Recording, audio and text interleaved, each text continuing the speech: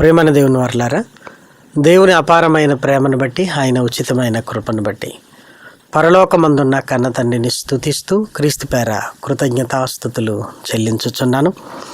దేవుని పిల్లలైన మీ అందరికీ క్రీస్తు పేర శుభములు వందనములు తెలియజేసుకుంటూ ఈరోజు పరిశుద్ధ లేఖనములలో నుండి ఒక చక్కటి సంగతిని మనమందరము కలిసి ధ్యానిద్దాం. దయచేసి పరిశుద్ధ గ్రంథాన్ని మీ చేతిలోనికి తీసుకొని ప్రార్థనాపూర్వకంగా వాక్య ధ్యానాన్ని కొనసాగించవలసిందిగా ప్రభు ప్రేమను బట్టి మిమ్మల్ని కోరుచున్నాను.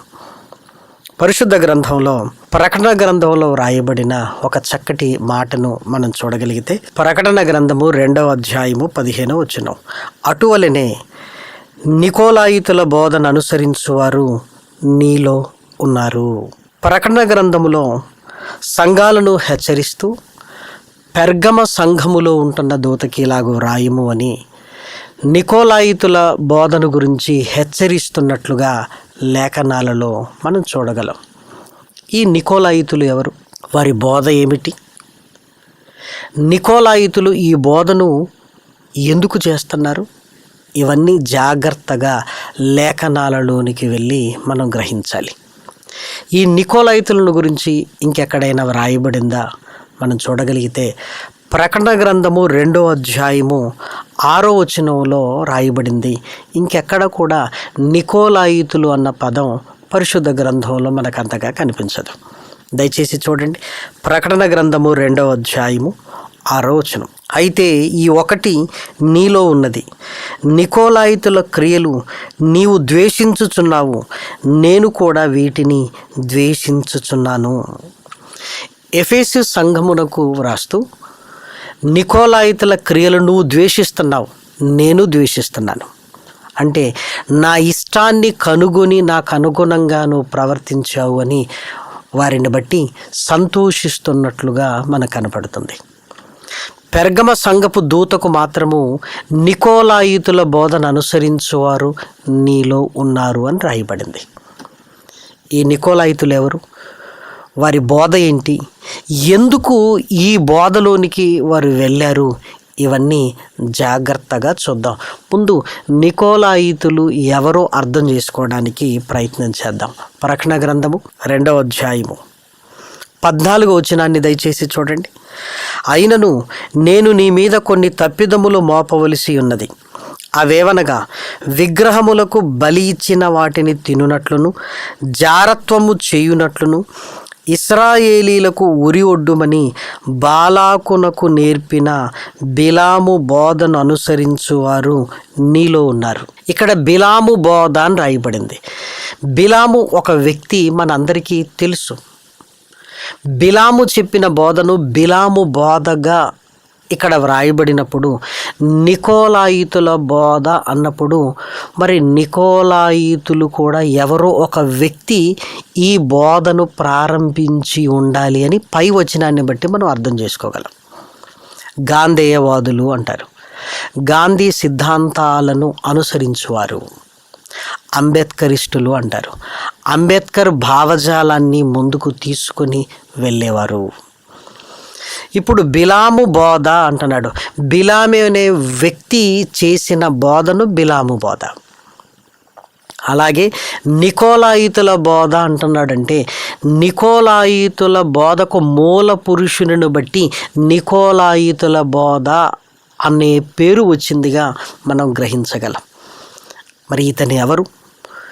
ఈ నికోలాయితులను, ఈ మూల వ్యక్తిని మనం ఎవరని గుర్తించాలో లేఖనాలలోనికి వెళ్ళి మనం ఆలోచించగలిగితే, ప్రకటన గ్రంథంలో రాస్తున్న యోహాను గారు రాసిన మొదటి పత్రిక, 2వ పత్రిక, 3వ పత్రికను కూడా రాశాడు. వీరిని గురించి ప్రత్యక్షంగా ఎక్కడా వ్రాయబడలేదు, కానీ పరోక్షంగా మరి యోహాను గారు తన మొదటి పత్రికలో వ్రాసినట్లుగా మనం గుర్తించగలం. కాబట్టి ఆ మాటను కూడా జాగ్రత్తగా మనం చూడగలిగితే, యోహాను గారు రాసిన మొదటి పత్రిక 2వ అధ్యాయము 19, వారు మనలో నుండి బయలు వెళ్ళిరి గాని వారు మన సంబంధులు కారు, వారు మన సంబంధులైతే మనతో కూడా నిలిచియుందురు. వారు మనలో నుండి బయలు వెళ్ళారు అని క్రీస్తు విరోధులను గురించి మాట్లాడుతున్నాడు. వారు మనలో నుండి బయలు వెళ్ళారు అన్నాడు. అంటే యోహాను గారు మనలో నుండి బయలు వెళ్ళారని మొదటి శతాబ్దంలో రాస్తున్నాడు. అంటే మొదటి శతాబ్దంలోనే మనలో అంటున్నాడంటే శిష్యుల దగ్గర నుంచే బయలుదేరిన వారు అని మనం పరోక్షంగా అర్థం చేసుకునే అవకాశం ఇక్కడ మనకు కనపడుతుంది. కాబట్టి వారు మనలో నుండి బయలు వెళ్ళారు అంటే అపోస్తులలో నుండి బయలు వెళ్ళారా, శిష్యులలో నుంచి బయలు వెళ్ళారా, లేదంటే అపోస్తుల దగ్గర నుంచి ఎవరైనా బయలు వెళ్ళారా, ఈ బోధను ప్రారంభించి ఎవరైనా బయలు వెళ్ళారా? ఎవరిని బట్టి నికోలాయితులు అనే ఈ పేరు వచ్చిందో, ఇప్పుడు వారు మనలో నుండి బయలు వెళ్ళారు అన్నారు కనుక ఒక్కసారి లేఖనాలలోనికి వెళ్ళి చెక్ చేయడానికి మనం ప్రయత్నం చేద్దాం. మత్తయి సువార్త శిష్యుల పేరు రాయబడింది. ఇక్కడ నికోలాయితులు అనే దగ్గరగా ఉండే పేరు ఏమైనా ఉందా? దయచేసి మీరు చూడండి. 10వ అధ్యాయము 2వ వచనం. ఆ 12 మంది అపోస్తుల పేర్లు ఏవనగా, మొదట పేతురు అనబడిన సీమోను, అతని సహోదరుడగు ఆంద్రేయ, జెబెదయి కుమారుడగు యాకోబు, అతని సహోదరుడగు యోహాను, ఫిలిప్పి, బర్తలోమయి, తోమా, సుంకరి అయిన మత్తయి, అల్ఫయి కుమారుడగు యాకోబు, తద్దయ్యను మారుపేరు గల లెబ్బయి, కానానీయుడైన సీమోను, ఆయనను అప్పగించిన ఇస్కరియోతు యూదా. నికోలాయితులు అన్నట్లుగా ఎవరి పేరు దగ్గరగా మనకు కనిపించడం లేదు. యేసుక్రీస్తుతో పాటు శిష్యులు కూడా ఉన్నారు, ఈ 12 మంది అపోస్తలులు కాకుండా. వారిలో ఎవరైనా ఒకసారి మనం చూడగలిగితే లూకా సువార్త 10వ అధ్యాయము 1వ వచనాన్ని దయచేసి చూడండి. అటు తర్వాత ప్రభు 70 మంది ఇతరులను నియమించి తాను వెళ్ళబో ప్రతి ఊరికిని ప్రతి చోటికిని తనకంటే ముందు ఇద్దరిద్దరినిగా పంపెను. ఇక్కడ 70 మంది శిష్యులు అని రాయబడింది, కానీ వారి పేర్లు రాయబడలేదు. కాబట్టి నికోలాయితులు ఇందులో ఉన్నవారు అని మనం నిర్ధారించడానికి వీలు లేదు. ఇంకెవరైనా ఉన్నారా అని లేఖనాలలోనికి వెళితే అపోస్తలుల కార్యములు 6వ అధ్యాయము 5వ వచనాన్ని చూడండి. ఈ మాట జన సమూహం అంతటికి ఇష్టమైనందున వారు విశ్వాసముతోనూ పరిశుద్ధాత్మతోనూ నిండుకొనిన వాడైన స్టెఫెను, ఫిలిప్పు, ప్రోకోరు, నీకానోరు, తీమోను, పర్మెనాసు, యూదుల మత ప్రవిష్టుడును అంతియోకయ వాడును అగు నికోలాసు అను వారిని ఏర్పరుచుకొని వారిని అపోస్తలుల ఎదుట నిలవబెట్టిరి. వీరు ప్రార్థన చేసి వారి మీద చేతులుంచిరి. ఇక్కడ ఎవరైనా ఆ పేరుకు తగిన వారు దగ్గరగా ఉన్నవారు ఎవరైనా మీరు గుర్తించారా? నికోలాయితులు అన్న పేరుకు దగ్గరగా ఉన్నవారు. నిజమే, మీరు ఊహించినట్లుగానే, మీరు అనుకున్నట్లుగానే ఇదిగో అంతియోకయ వాడును యూదా మత ప్రవిష్టుడును అగు నికోలాసు. ఈ నికోలాసా? బిలాము బోధ బిలాము ప్రారంభించినట్టుగా నికోలాసు నికోలాయితుల బోధను ప్రారంభించాడు. ఎంపిక చేయబడింది బల్లల దగ్గర పరిచర్య చేయడానికి. కానీ ఈ నికోలాసు అనువాడు ఏం చేశాడు అంటే నికోలాయితుల బోధ, నికోలాయితుల క్రియలను ప్రజల మధ్యను బలపరుస్తూ ముందుకు తీసుకుని వెళుతున్నాడు. కాబట్టి 12 మంది శిష్యులలో కాదు, 70 మంది శిష్యులలో కాదు, భోజన బల్లల దగ్గర పరిచర్య చేయటానికి ఏర్పాటు చేసిన వారిలో ఒకడైన అంతియోకయ వాడు యూదా మత ప్రవిష్టుడైన నికోలాసు అనే వ్యక్తి ఇక్కడ కనపడుతున్నాడు. మరి ఈ నికోలాసు వ్యక్తి నికోలాయితుల బోధను ముందుకు తీసుకొని వెళ్ళాడా? అసలు నికోలాయితుల బోధ ఏంటో ఇప్పుడు మరలా జాగ్రత్తగా మనం చూడగలిగితే అపోస్తలుల కార్యములు 15వ అధ్యాయము 1వ వచనం. కొందరు యూదయ నుండి వచ్చి మీరు మోషే నియమించిన ఆచారము చొప్పున సున్నతి పొందితేనే గాని రక్షణ పొందలేరని సహోదరులకు బోధించిరి. యూదయ నుంచి వచ్చిన కొందరు ఖచ్చితంగా సున్నతి పొందితేనే రక్షణ అని బోధిస్తున్నారు. ఎవరికి? యేసుక్రీస్తు సువార్తను విని దేవుని వైపు తిరిగిన అన్యజనులకు మీరు ఖచ్చితంగా సున్నతి పొందాలి అని బోధిస్తున్నారు. సున్నతి ఎందుకు పొందాలి? క్రీస్తులోనికి వచ్చిన తర్వాత సున్నతి అవసరత లేదు. సున్నతి శరీర సంబంధమైనదైతే విశ్వాసము ఆత్మ సంబంధమైనది. విశ్వాసము కంటే గొప్పది ఏది కాదు. సున్నతి శరీర సంబంధమైనదైతే బాప్తిస్మము విశ్వాసము ఆత్మ సంబంధమైనది. విశ్వాసము ద్వారా బాప్తిస్మము పొంది రక్షణలోనికి వచ్చిన అన్యజనులను యూదయ నుండి వచ్చిన కొందరు ఖచ్చితంగా సున్నతి పొందాలి అని బోధిస్తున్నట్లుగా, వారిని బలవంత పెడుతున్నట్లుగా ఇక్కడ వ్రాయబడింది. చూడండి 2వ వచనం. పౌలునకును బర్నబాకును వారితో విశేష వివాదమును తర్కమును కలిగినప్పుడు ఈ అంశము విషయమై పౌలును బర్నబాయు తమలో మరికొందరును యెరూషలేమునకును అపోస్తలుల యొద్దకును పెద్దల యొద్దకును వెళ్ళవలనని సహోదరులు నిశ్చయించిరి. ఇందులో ప్రత్యేకించి ఎవరో మీరు చూడండి 5వ వచనంలో, పరిసయ్యుల తెగలో విశ్వాసులైన కొందరు లేచి అన్యజనులకు సున్నతి చేయింపవలననియు మోషే ధర్మశాస్త్రమును గైకొనుడని వారికి ఆజ్ఞాపింపవలననియు చెప్పిరి. మరలా మోషే ధర్మశాస్త్రములోనికి మరలా సున్నతి పొందాలి అని బలవంత పెడుతున్నారు క్రీస్తులోనికి వచ్చిన అన్యజనులను. దయచేసి ఆలోచించండి. అప్పుడు అపోస్తలులు తెలియజేస్తున్న విషయాన్ని మీరు చూడగలిగితే 15వ అధ్యాయము 22-23. అప్పుడు సహోదరుల్లో ముఖ్యులైన బర్సబ్బాను మారుపేలు గల యూదాను శీలను తమలో ఏర్పరచుకొని పౌలుతోనూ బర్నబాతోనూ అంతియోకయకు పంపుట యుక్తమని అపోస్తలులకును పెద్దలకును సంఘమంతటికి తోచెను. వీరు వ్రాసి వారి చేత పంపినదేమనగా, అపోస్తలులను పెద్దలైన సహోదరులను అంతియోకయలోను సిరియాలోను కిలికియాలోను నివసించుచు అన్యజనులుగా ఉండిన సహోదరులకు శుభము. కొందరు మా యొద్ద నుండి వెళ్ళి తమ బోధ చేత, మా యొద్ద నుండి వెళ్ళారు, బోధ మాది కాదు, తమ బోధ చేత మిమ్మను కలవరపరిచి మీ మనసులు చెరుపుచున్నారని వింటిమి. వారికి మేము అధికారము ఇచ్చి ఉండలేదు. వారికి అధికారము మేము ఇవ్వలేదు.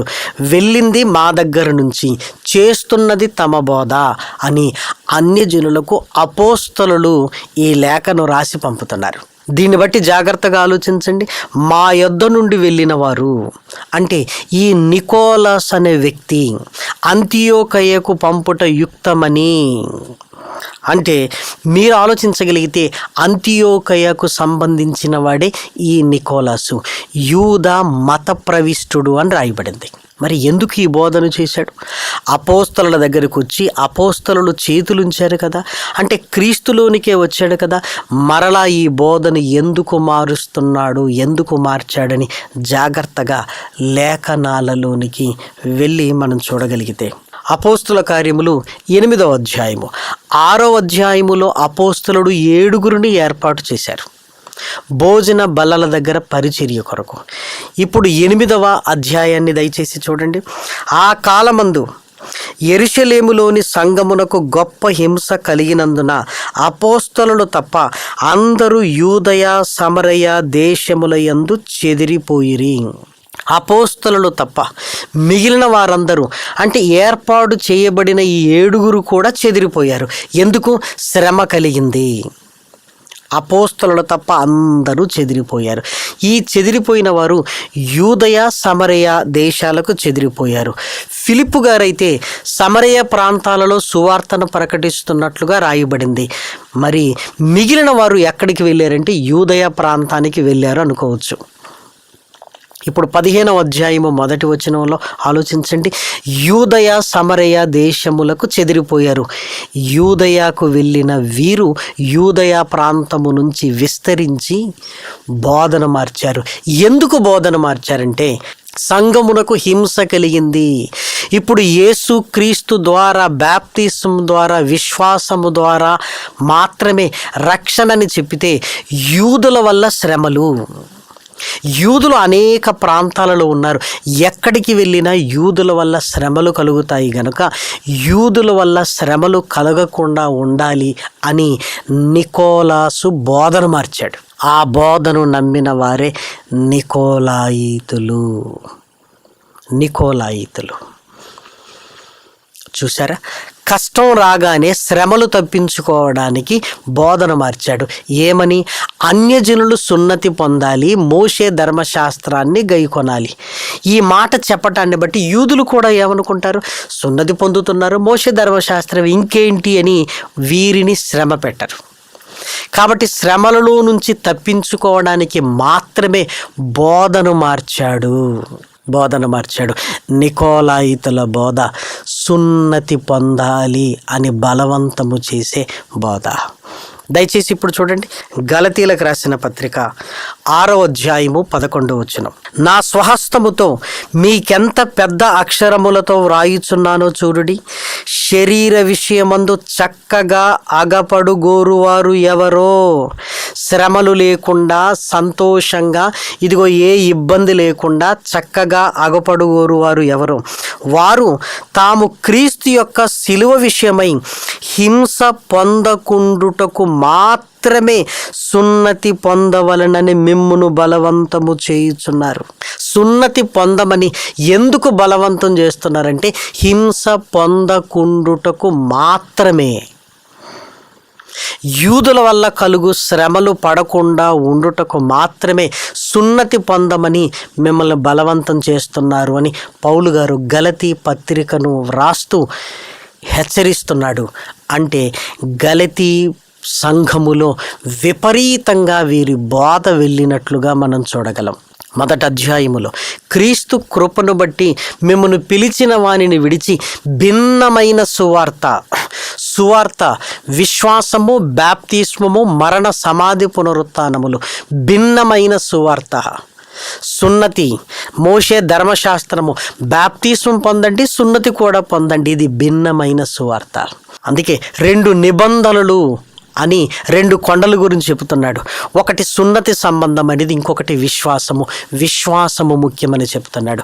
ఈ స్వాతంత్రాన్ని అనుగ్రహించి క్రీస్తు మనల్ని దాస్యమను కాడి క్రింది నుంచి ఆయన విడుదల చేశాడు అని చెప్తున్నాడు. ఇదే గలతీలకు రాసిన పత్రికలో. అంటే ధర్మశాస్త్రము నుంచి మనల్ని బయటికి తీసుకొని వచ్చాడు, మరలా దాని కాడి క్రింద చిక్కొద్దు అని చెబుతున్నాడు. ఇంకా చూడండి, ఇదే గలతీలకు రాసిన పత్రిక 6వ అధ్యాయము 13వ వచనం. అయితే వారు సున్నతి పొందిన వారైనను ధర్మశాస్త్రము ఆచరింపరు, తాము మీ శరీరమందు అతిశయించుచు నిమిత్తము మీరు సున్నతి పొందవలనని కోరుచున్నారు. అయితే మన ప్రభు అయిన యేసుక్రీస్తు శిలువ యందు తప్ప మరి దేని యందును అతిశయించుట నాకు దూరమగునుగాక. దాని వలన నాకు లోకమునకు నేనును సిలువ వేయబడి ఉన్నాను. క్రొత్త సృష్టి పొందుటయే గాని సున్నతి పొందుటయందేమియూ లేదు, పొందకపోవుటయందేమియూ లేదు. ఎందుకంటే పౌలు గారు సున్నతి పొందాడు కదా, మరి మీరెందుకు పొందలేదని కూడా చెబుతున్నారు వీళ్ళు. నేను సున్నతి యందు అతిశయించట్లేదు, సిలువ యందు అతిశయించుచున్నాను.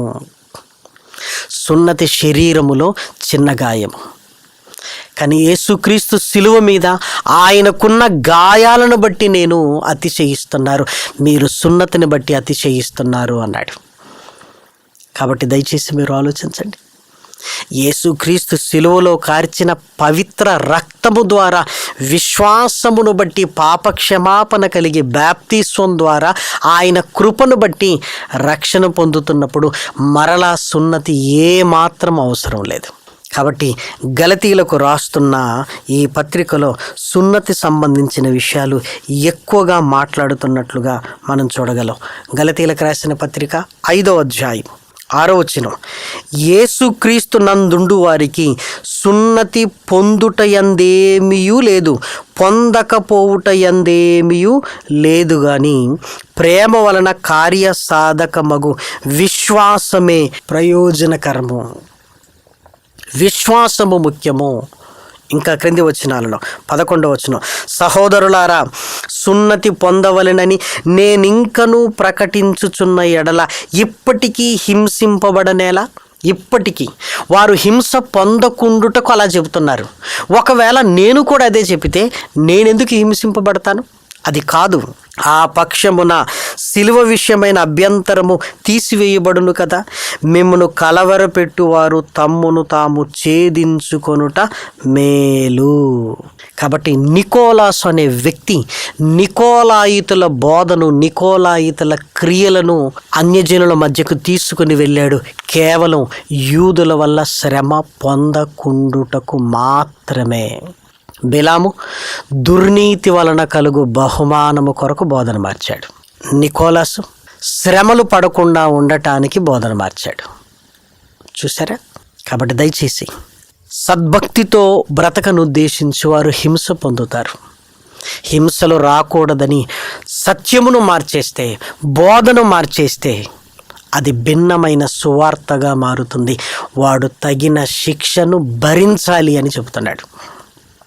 వాళ్ళు ఎంత పెద్దవాళ్ళైనా సరే అంటున్నాడు. చూడండి, గలతీలకు రాసిన పత్రిక 5:10 మీరెంత మాత్రమును వేరుగా ఆలోచింపరని ప్రభువునందు మిమ్మల్ని గురించి నేను రూఢిగా నమ్ముకొనుచున్నాను. మిమ్మల్ని కలవరపెట్టుచున్నవాడు ఎవడైనను వాడు తగిన శిక్షను ఎవడైనను అపోస్తలులు చేతులుంచిన ఎవడైనను సరే తగిన శిక్షను భరించాలి అంటున్నాడు. కాబట్టి ప్రియమైన దేవుని పిల్లలారా, సత్యం విషయంలో జాగ్రత్తగా ఉండాలి. అతి ప్రాముఖ్యమైనది యేసు క్రీస్తునందలి విశ్వాసము. ఆయన కృపను బట్టి బాప్తిస్మము ద్వారా మనము రక్షణ పొందుచున్నాము. కాబట్టి కృప ముఖ్యమైనది, విశ్వాసము గొప్పది. యేసుక్రీస్తు మరణ సమాధి పునరుత్థానముల విశ్వాసము గొప్పది. పౌలు గారు, నాకు సున్నతి నేను పొందిన దాని యందు అతిశయించటం లేదు. నా కొరకు యేసుక్రీస్తు గాయాలను నేను తలంచుకుంటూ, సిలువలో నా కొరకు ఆయన భరించిన గాయాలను, ఆయన భరించిన వేదలను బట్టి ఆయన విలువైన రక్తము ద్వారా నాకు రక్షణ కలుగుతుంది అని దాని యందు నేను అతిశయిస్తున్నాను అన్నాడు. కాబట్టి లేఖనాల ప్రత్యక్షతలోనికి వెళ్ళినప్పుడు విశ్వాస జీవితంలో చాలా జాగ్రత్తగా ఉండాలి. అనేక రకాలైన బోధలు వస్తున్నాయి. విశ్వాసములో నుంచి మనం తొలగిపోవటానికి వీలు లేదు. వాక్యపు ప్రత్యక్షతను కలిగి విశ్వాసముతో కృపను బట్టి యేసుక్రీస్తు మరణ సమాధి పునరుత్థానముల ద్వారా, దానికి సాదృశ్యమైన బాప్తిస్మం ద్వారా రక్షణలోనికి మనం రావాలి. ప్రేమన వారలారా, దానినే కొనసాగించాలి. కాబట్టి నికోలాయితుల బోధన గురించి, క్రియలను గురించి జాగ్రత్తగా ఉండాలి. ఎఫెసీ పత్రికలో ఈ సున్నతిని గురించిన సందర్భాలు లేనే లేవు. ఎందుకు? నీవు నికోలాయితుల క్రియలను ద్వేషించుచున్నావు, నేనును ద్వేషిస్తున్నావు. అంటే అన్యజనులుగా ఉన్న ఎఫెసీలు గుర్తించారు. ప్రేమన దేవుని పిల్లలారా, గుర్తించేశారు. అందుకే వారిని బట్టి దేవుడు ఆనందిస్తున్నాడు. కాబట్టి మనల్ని బట్టి కూడా దేవుడు ఆనందించాలి. నికోలాయితుల బోధ చాలా ప్రమాదకరమైన బోధ. క్రీస్తులో నుండి మరలా దాస్యములోనికి, ధర్మశాస్త్రములోనికి నడిపించే బోధ. మోషే కంటే యేసుక్రీస్తు గొప్పవాడు. అలాంటప్పుడు యేసుక్రీస్తు ద్వారా ఏర్పాటు చేయబడిన ఈ నూతన నిబంధన, నూతన మార్గములో మనం నడవాలి, పరలోకానికి వెళ్ళాలి. ప్రేమన దేవుని పిల్లలారా, యేసుకు నేనే మార్గం అంటున్నాడు. ఆయన యందలి విశ్వాసముతో పరలోకానికి వెళ్ళగలిగే భాగ్యాన్ని యేసుక్రీస్తు ద్వారా మనం పొందుకుంటున్నాం అనటంలో ఎలాంటి సందేహము లేదు. కాబట్టి నికోలాయితుల బోధ విషయంలో, వారి క్రియల విషయంలో చాలా జాగ్రత్తగా ఉండాలి అని ప్రభు ప్రేమను బట్టి మిమ్మల్ని అందరినీ కోరుకుంటూ ఈ మాటలు నేను ముగిస్తున్నాను.